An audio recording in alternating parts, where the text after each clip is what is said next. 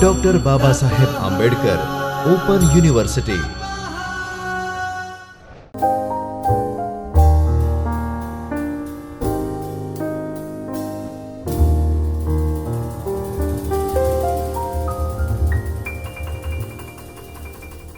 नमस्कार मित्रों, I am Dr. Kishan Joshi, Assistant Professor, Dr. Babasaheb Ambedkar Open University, and today I am going to deliver a video lecture on the topic, that is the structure of English sentence and types of English sentences. So during this time we are going to learn about English sentence. The overview of the presentation, today's video lecture, the overview of the presentation and today's video lecture is like this. We'll begin with introduction, sentences and non-sentences. We will focus on sentences and non-sentences. What a sentence is all about, sentence and its parts, sentence and verb agreement, word order, a very important point, types of English sentences that you must have already studied, but we will have an overview of different types of English sentences, and the final and very important and very interesting kind of a topic, that is simple, compound, complex and compound complex sentence. So total we are going to have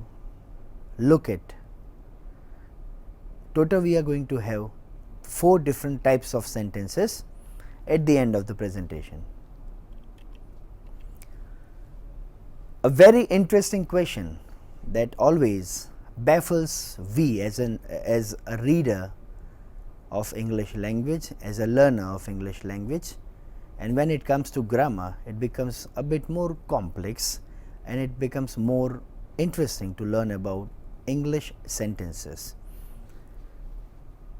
Sentence in English language is nothing but the largest grammatical unit. In English language we have different units in grammar, and sentence is considered to be the largest one. Therefore, we must differentiate and we must learn what a sentence is and what it is not. Again, we are also going to understand details of the organization of sentence from formal as well as functional point of view. So, we will look at both the views of framing English sentences. The first can be formal, the another will be functional. So, let us start with what is sentence and what it is not. So, sentences and non-sentences.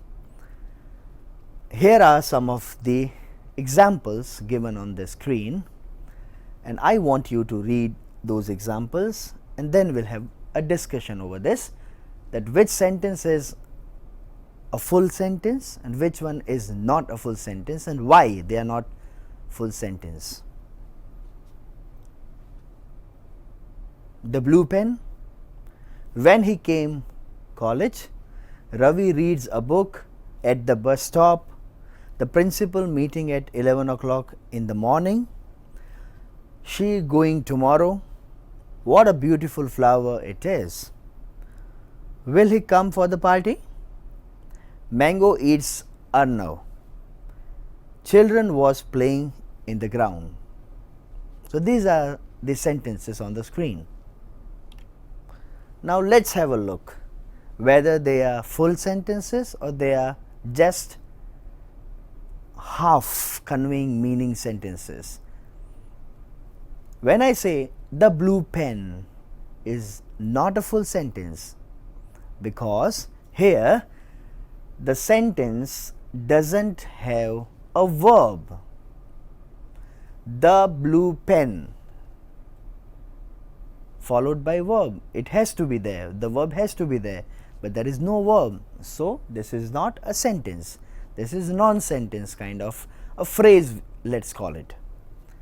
When he came college, when I say when he came college is again a half sentence, though we have the verb came, because this first clause that we are having here is half, is dependent clause.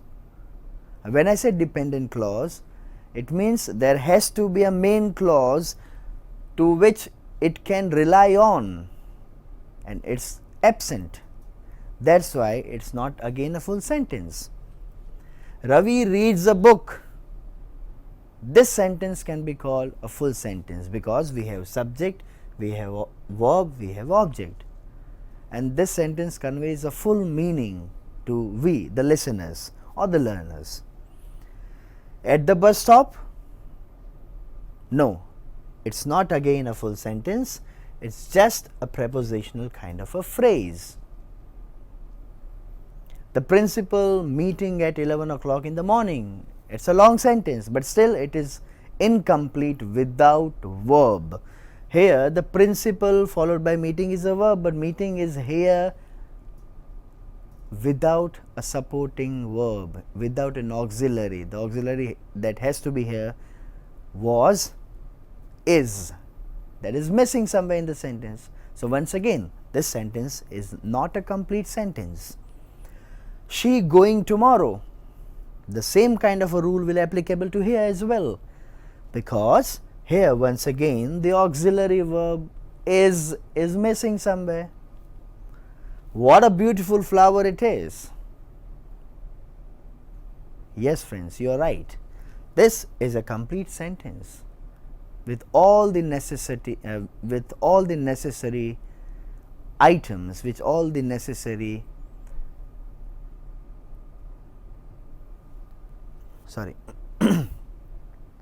yes friends, this sentence is a full length sentence because it has all the necessary elements in it. It has verb, it has subject, it has object, everything is available in a sentence, and the structure is quite a bit different from the normal sentence structure because it is an exclamatory sentence. The following is, will he come for the party?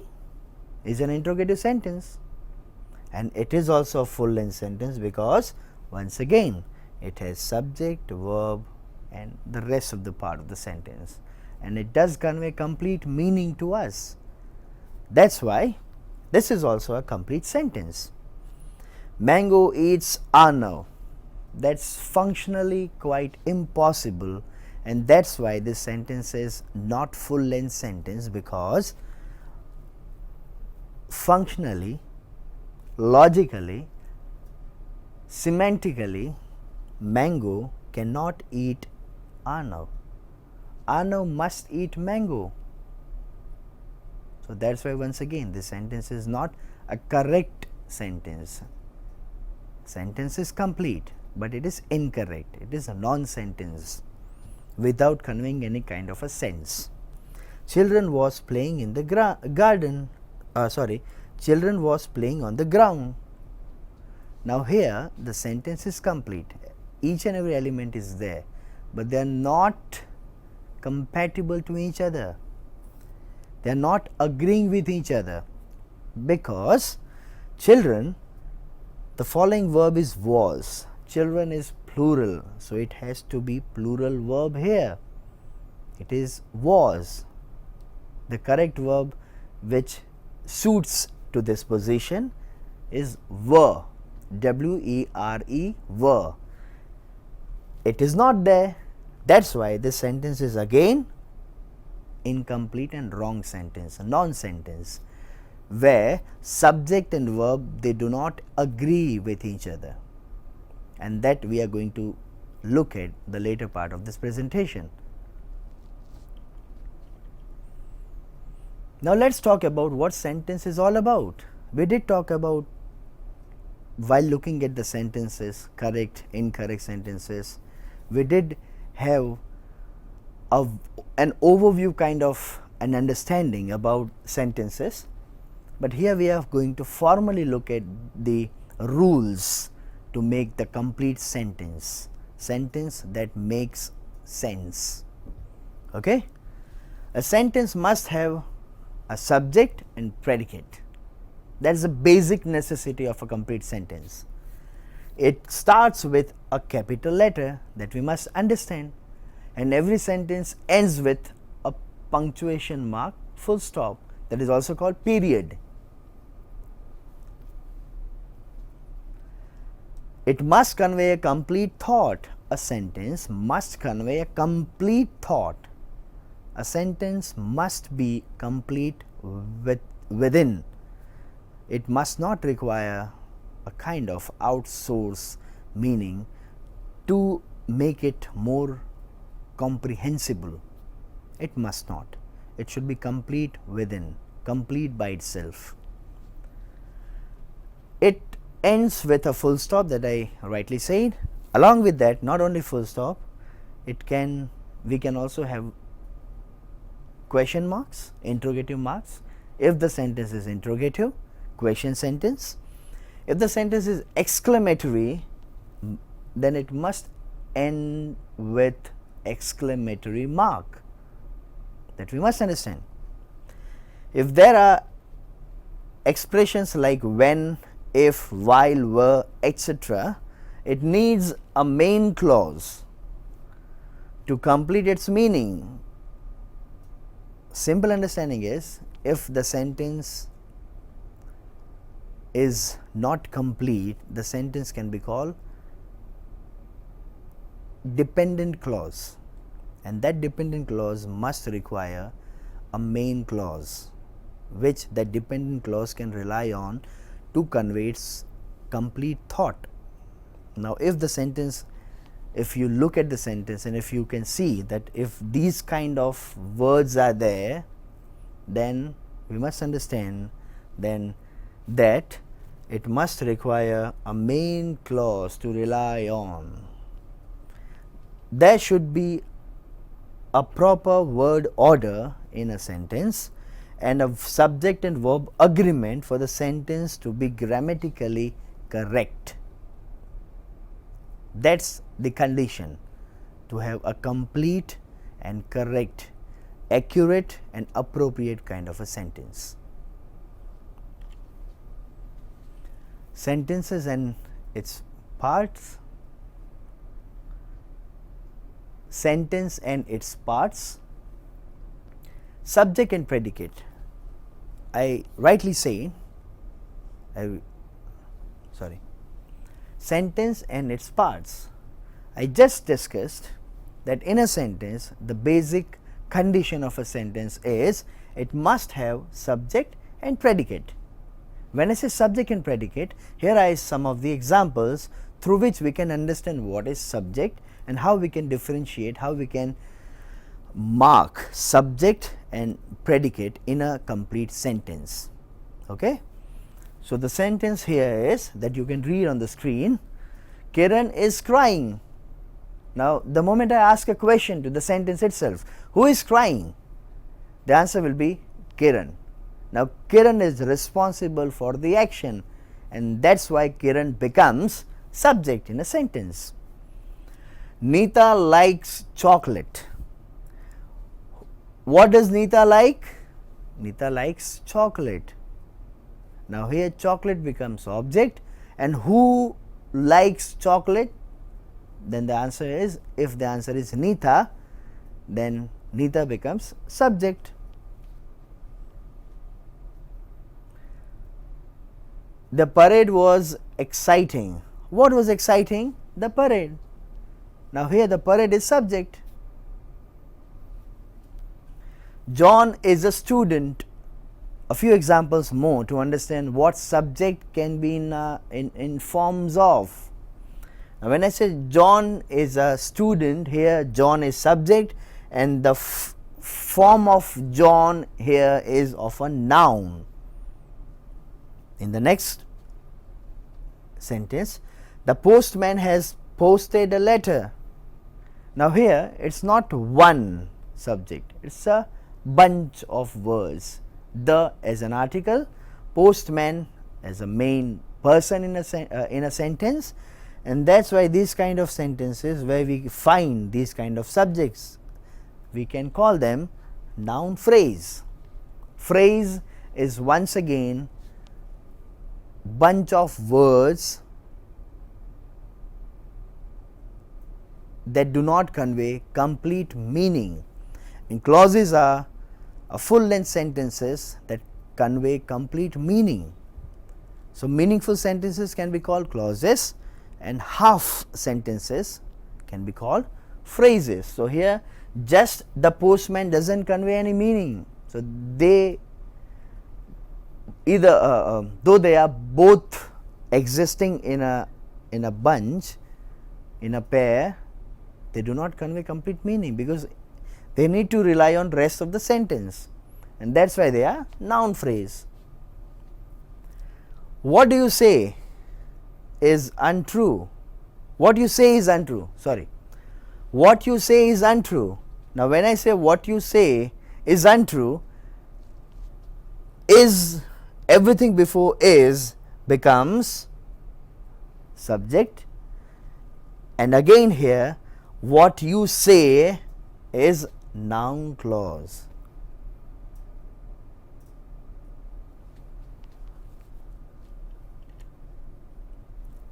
Now, for understanding predicate, in the previous slide we had some examples.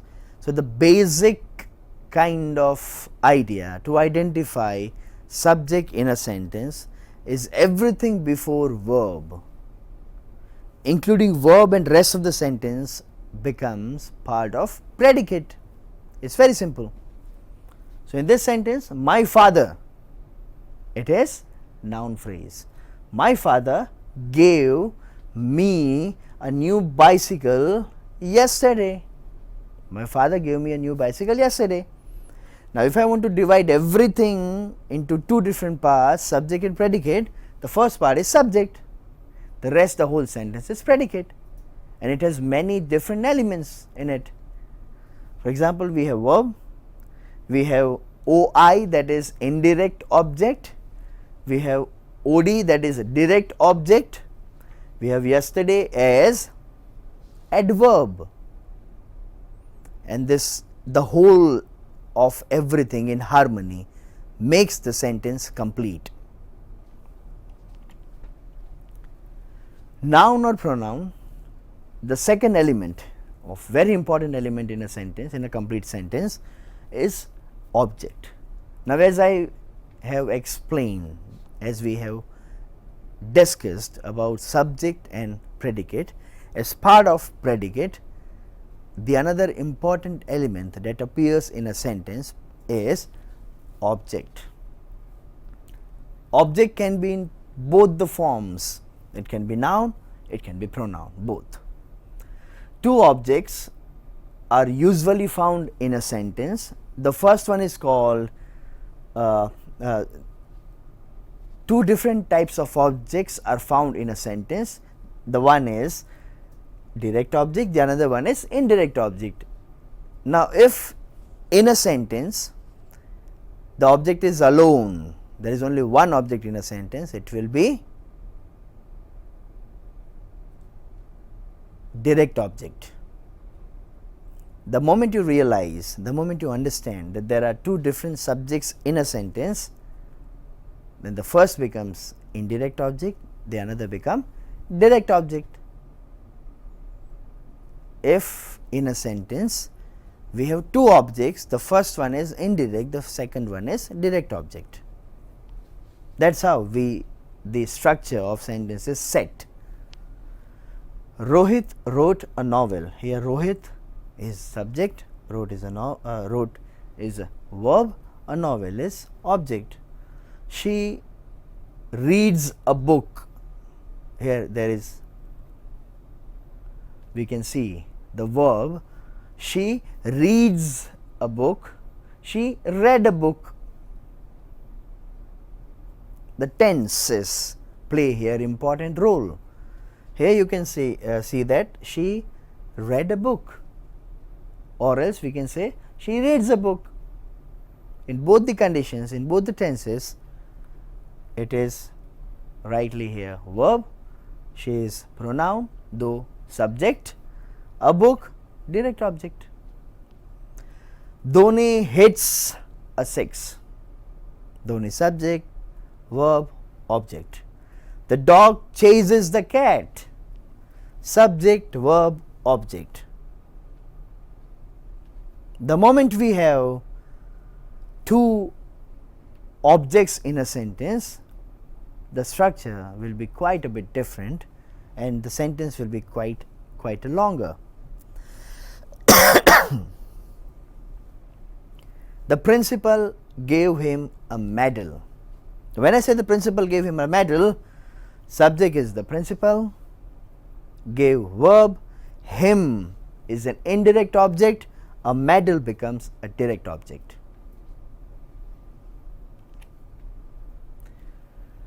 Other verbs which take two objects, there is a list of verbs. They usually take two objects with them: sell, show, send, offer, tell, find, leave, bring, etc. So these are the verbs. They usually have two objects when they are used in a sentence. However, we also put the indirect object after the direct object by using to or for preposition. For preposition. For example, the doctor gave medicine to her. Shyam brought a toy for his son. So in these both sentences, we put indirect object after direct object. The sequence, usual sequence is, we have ID as a structure, ID, indirect object, direct object, and here we have direct object and then indirect object. We also put indirect object after direct object, which means direct object comes first, indirect object comes second, and the usual condition wherein indirect object comes first and direct object comes second. So what we need to remember is the pattern is ID, indirect object followed by direct object. But if in a sentence we are using to or for, then there is a slight change in the sequence of both the objects. Here direct object comes first, indirect object comes later or the second position. Okay friends, so when we are talking about once again subject and verb complement, the simple understanding about subject and verb complement is, when subject is singular, the verb must be singular. If the subject is plural, the verb must be plural. In that way they must complement each other. If the subject is singular, verb becomes plural, it doesn't happen in usual way. It's a wrong usage of subject and verb. It's a wrong structure itself. So they must complement. A verb, a word or word group that complements the meaning of a subject or object. John is an engineer. Now when I say John is an engineer, here John complements to the verb. John has agreement with verb, it complements the verb. Snehal is very beautiful. When I say beautiful, Snehal complements to the verb here, it agrees with verb and it conveys complete meaning. But still there are certain words which we need to understand.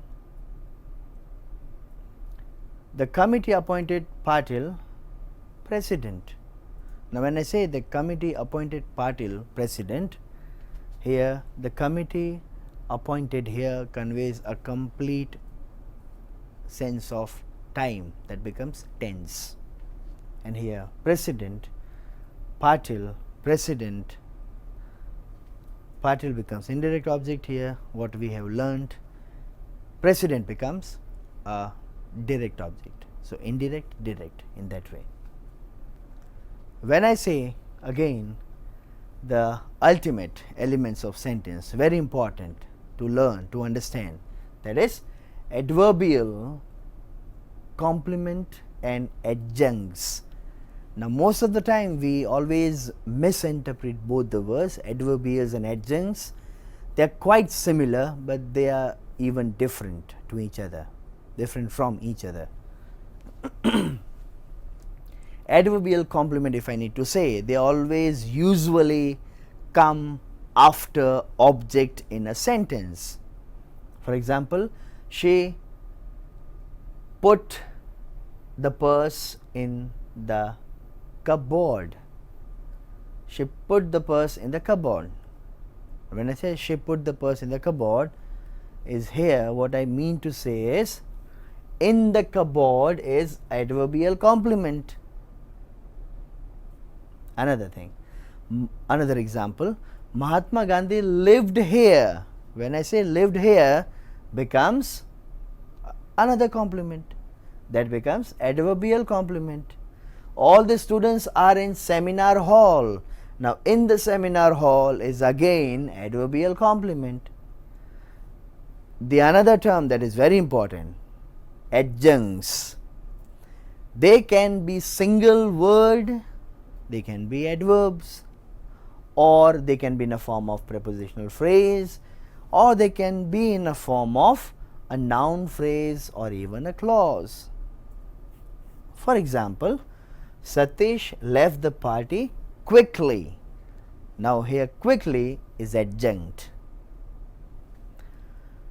Teachers went for swimming at the beach. At the beach, the underlying thing is here adjunct.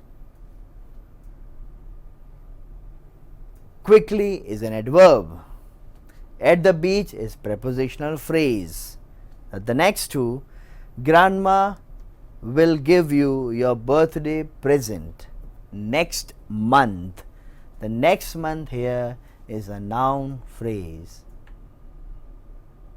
Again, the swimmer seemed calm even though the wave looked huge.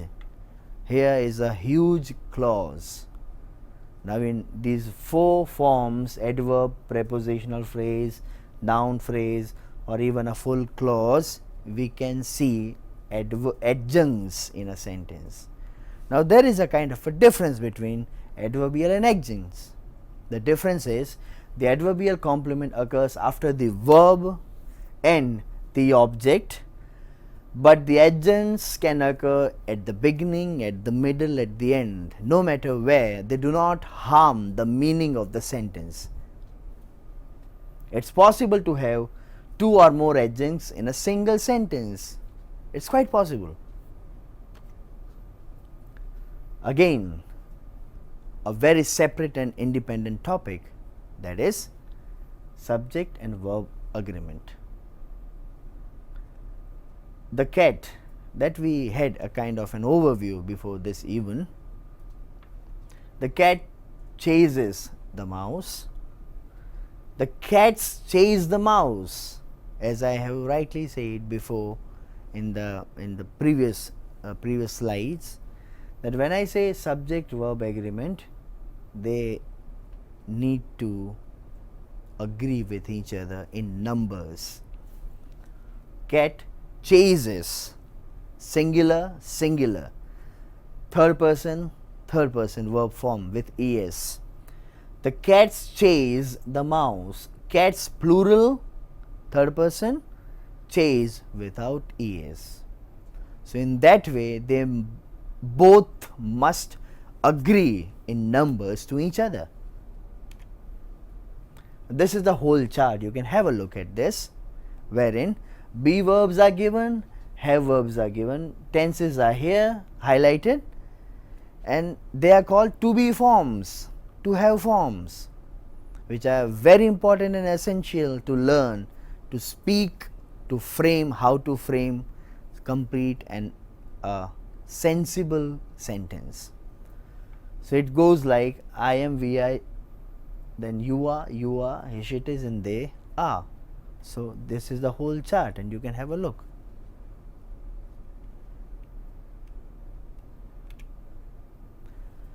there are still some collective nouns. With them we can use verbs in both the forms, like we can have verbs singular as well, we can have verbs plural as well, depending on the kind of meaning it has to convey. For example, the committee was divided in their opinion. Now the committee can be bunch of people, though the verb is singular. Now here I want to keep committee as a complete whole, and that's why I am using singular. The team was formed after the meeting. Now in a team we don't have one member, in a team we have many, and that's we need to focus. That's why we need to focus on the verb was. The team, if I said the teams, then it has to be were. The government can take both was and were. So that's why they are called collective nouns, and the list are like group, jury, crowd, team, committee, cabinet, government, crowd. These are the collective nouns which can take both the forms of verbs.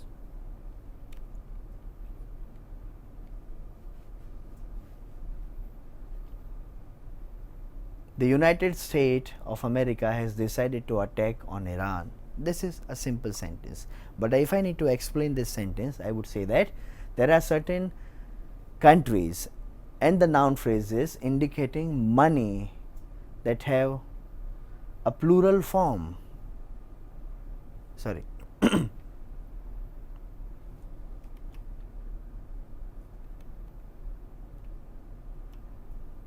So when I look at this sentence as an independent sentence, as a main sentence, as a complete sentence, I need to understand even why this is so.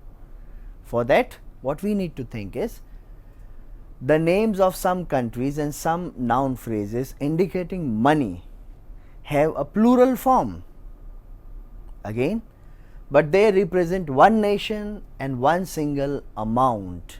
These all kind of subjects are singular, and that's why the verb will also be singular. The example is the United States of America has decided to attack on Iran. The United States of America is a complete name of one country, though it's a long name, and it will definitely take singular verb. There are certain other subjects like politics, economics, and etc. They appear like plural, but they're singular. For example, politics is my favorite subject. They appear plural, but they are singular within. Politics is my favorite subject.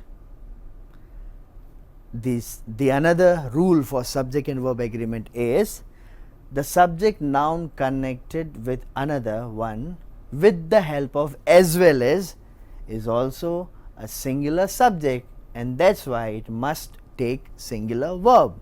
For example, Manisha as well as Saritha helps him. Now here we have two different people, Manisha and Saritha, but they are connected with as well as, and that's why they are singular. If the subjects are both singular and are connected by words like or, nor, either or, neither nor, not only but also, the verb is singular. Okay, the example here we can look at is Krina or Sonali is to blame for the accident. We can blame either of the girls. Kiran or Sonali, they both are different girls, but still the connecting verb here, the connecting word here is or, and that's why the verb is. Lions and elephants are both available in the circus. Now here elephants and lions, both different animals, and that's why they are using the verb plural. Now, if we talk about quickly about word order, a basic word order in a structure of English sentence is SVO, that is subject, verb, object, is a basic structure for a complete sentence, or it can also have subject and verb that must convey complete meaning, complete sense to the listener, to the receiver. We can say that Raju is reading a novel, subject, verb, object is a complete sentence. They cried, subject, verb, nothing else, still it's a complete sentence. Flowers are everywhere, subject, verb, adverb, but still it is a complete sentence. And again, the order is very important here. Order in English language, they usually do not change unless we make the sentence in different structure. If we need to convert the sentence in different structure, we can have some changes in orders. Otherwise, the very normal and obvious kind of an order in English language, English sentence is subject, verb, object. Now, we quickly go through about types of different English sentences. So, the first sentence that we have is declarative sentence, that declares something, a fact maybe, or an announcement kind of a thing. Example is Santosh went for shopping. It's a declaration, normal kind of a statement that doesn't require any other kind of understanding. It simply conveys the meaning. It is declarative. Interrogative sentence simply means a question statement, a question sentence with question mark, with interrogative mark at the end. Have you received your gift? And the tone has to be the same. Have you received your gift? Will you be leaving city tomorrow? We must sound interrogative, we must write interrogative. Imperative sentence is nothing but conveying request or command to the listener. Open the window, may be request, can be command. Get out can be obviously command. Clean your room can be a request, can be a command, both depending on the mood of the speaker. Exclamatory sentence, the last one, that presents some feel of the speaker, that the speaker is feeling something excitement, a kind of excitement, some exciting thing that person is feeling by some experiences, we can say that. And on a basis of that, if the person says what a beautiful flower it is, it becomes an exclamatory sentence that ends with exclamatory mark. And the sentence is, how exciting the story is. Once again, exclamatory, because it presents exclamation of an individual. The last and very important point, we quickly have a kind of an understanding about what these all three types of sentences are. The very first sentence is simple, the next is compound, complex, compound, complex sentences. Now, when I say simple sentence, the basic necessity to frame a simple sentence is it must have a subject and predicate. Another thing is a simple sentence must be consisted of an independent clause that conveys complete sense, complete meaning. It requires punctuation marks at the end that says that the sentence is here complete, it ends here. It's a kind of a mark. So, that is full stop, it could be exclamation, it could be question marks as well. Sony reads the novel. It's a very simple sentence. Now, you know what simple sentences are. They must have an independent clause Now, there are three different kind of clauses: independent clause, dependent clause and main clause. Now, main clause and independent clause, they are quite, in a way, they are very near to each other, but they are different in their functions. Compound sentence, they are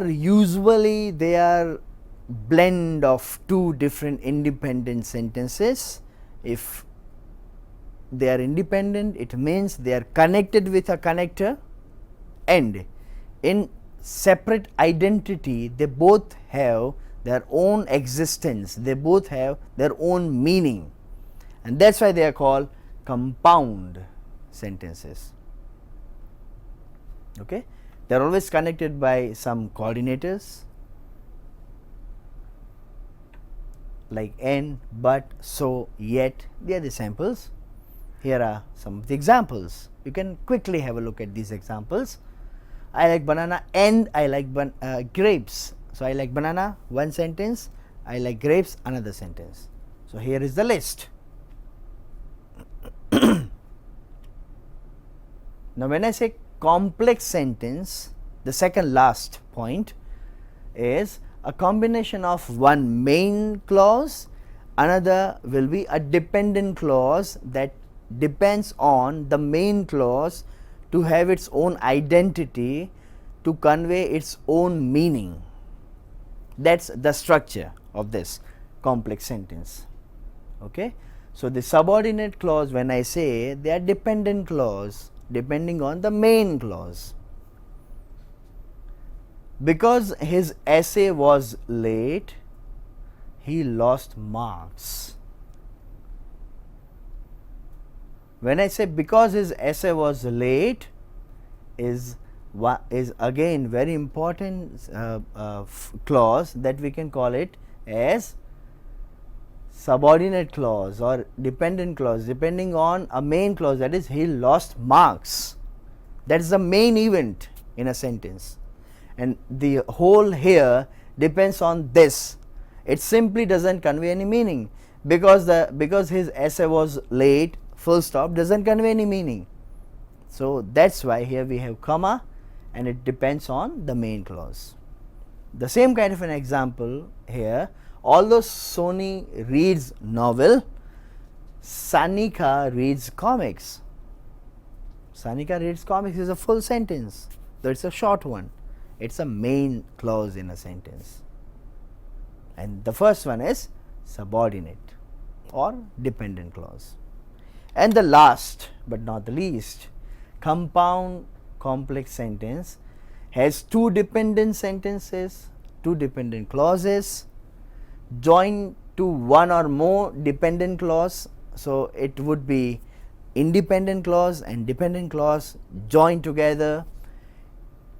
For example, we can read here in the prescribed example here on the screen.